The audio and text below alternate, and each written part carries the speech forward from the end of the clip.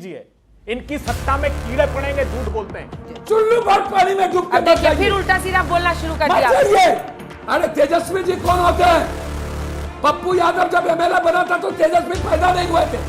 ये देखिए बिल्कुल कोई दूसरा जनाधार वाला यादव मंजूर नहीं है साहब, वरना वो जो गरीब गुरबा के नाम पे राजनीति करने वाले बिहार के प्रथम परिवार के जमीन खिसक जाएगी साहब।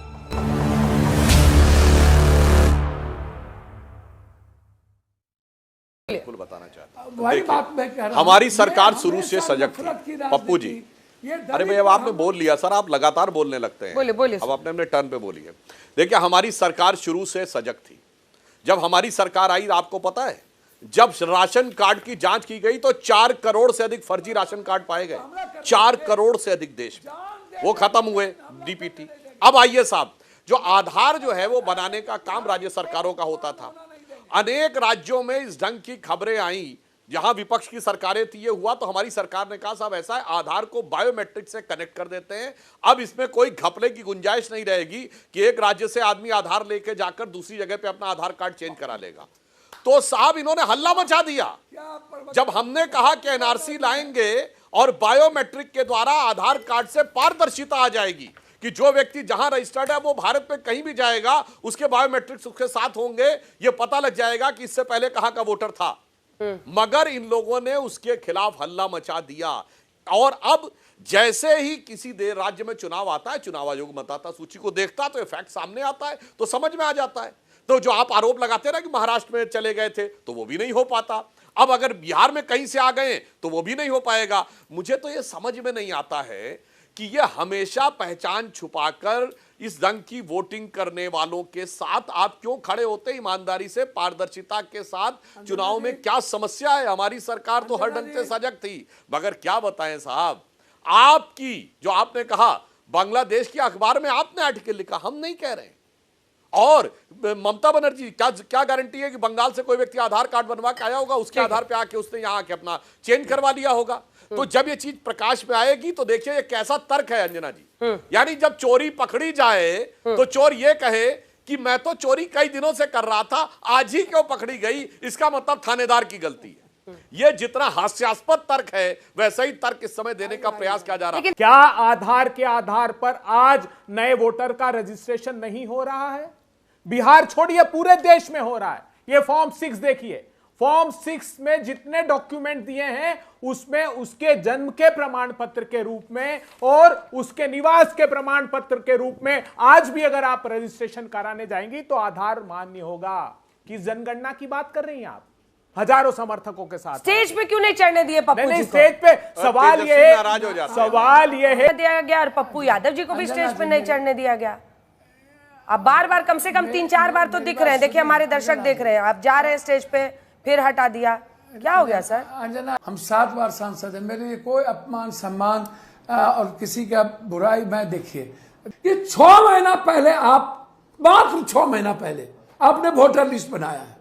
क्या उस वक्त आपको रोहिंग्या या बांग्लादेशी या 3 या 4 के बाद या ऐसे लोग जो आधार कार्ड गलत तरीके से आपके बीएलओ को आपको पैसा देकर के बना लिए और आप कह रहे हैं कि सेकुलर 20 सालों में 4 साल तेजस्वी यादव, लालू यादव रहे नीतीश कुमार के साथ, 4 साल के बाद बीजेपी रही, आप इतने गलत आदमी के साथ रहे। ठीक है, सुधांशु जी जवाब दीजिए। चुल्लू भर पानी में डूब के फिर उल्टा सीधा बोलना शुरू कर दिया। तो नाराजगी थी ना तेजस्वी की, यही सब बोली की वजह से तो आपको चढ़ने नहीं दिया गया। मत गुस्सा मत क्या कीजिए, गुस्सा में आदमी अनाप शनाप बोलता है, ढंग की बात कीजिए।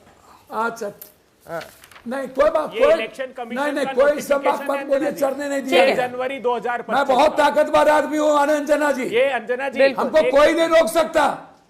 हम अपने बिहार के 13 करोड़ के दिल में हैं। नहीं सर, सब बोल रहे हैं कि तेजस्वी जी आपको स्टेज पर नहीं चढ़ने क्या हम गलती की है? अरे तेजस्वी जी कौन होते हैं? पप्पू यादव जब एमएलए बना था तो तेजस्वी पैदा नहीं हुए थे। ये देखिए बिल्कुल तेजस्वी जी अंजना जी ये कहते दिल की बात जुबान पे आई। बिल्कुल सही बात है। कोई दूसरा जनाधार वाला यादव इसी में मंजूर प्रश्न नहीं है हो गया। साहब, वरना वो जो गरीब गुरबा के नाम पे राजनीति करने वाले बिहार के प्रथम परिवार के जमीन खिसक जाएगी साहब। इसीलिए मैं समझ सकता हूं पप्पू यादव जी को इस समय जो दिल में लग रहा होगा, उनके मुंह से जो निकल गया अंजना जी, मैं उसको बुरा नहीं मानता हूं। मैं पप्पू यादव जी के लिए एक शेर कहना चाहता हूं। आज जो इनके साथ हुआ जनाधार होने के बावजूद, और उसके बावजूद जिस शिद्दत के साथ इन्होंने बचाव किया, इसे एक पंक्ति में कहना चाहूंगा। पप्पू यादव जी ध्यान से सुनिएगा कि तमाम जिस्म ही घायल था, घाव ऐसा था, तमाम जिस्म ही घायल था, घाव ऐसा था, कोई समझ ही न सके रख रखाव ऐसा था। तो मैं आपकी तारीफ करता हूं कि आज जिस ढंग से आपने जो कुछ भी बोला हमारे बारे में, शायद ये आपके मन में भाव होगा जो आपके गठबंधन ने आपके साथ सलूक किया है, मगर फिर भी आपको आकर यहां कहना पड़ा, चुनाव आयोग पर भी आरोप लगाने पड़े। तो मैं तो सिर्फ एक बात कहना चाहता हूं सारे दर्शकों से, जैसे जैसे चुनाव की प्रक्रिया पारदर्शी हुई, कांग्रेस और इंडी गठबंधन के दलों को सत्ता नसीब होना बंद हो गई। जब से वोटर आईडी कार्ड आए 95-96 से, कांग्रेस को बहुमत मिलना बंद। जब सीसीटीवी आए, कांग्रेस को बहुमत मिलना बंद। जब से फ्री मीडिया हुआ, बहुमत मिलना बंद। जब से जुडिशरी फ्री हुई, बहुमत मिलना बंद। जब से मत पेटियां लुटनी बंद हुई और मतदाता केंद्र लुटने बंद हुए, बहुमत मिलना बंद।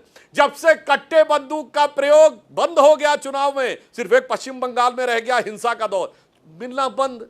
तो भाई साफ समझ में आ सकता है कि पारदर्शी चुनाव प्रक्रिया से सबसे बड़ा आघात किसके ऊपर हुआ है। मानसिकता अंजना जी वही है। 50 साल पहले इमरजेंसी में इंदिरा गांधी कहती थी, मेरी हार जीत तय करेगी कि मुझे चुनाव की प्रक्रिया को संवैधानिक सम्मान देना है या नहीं।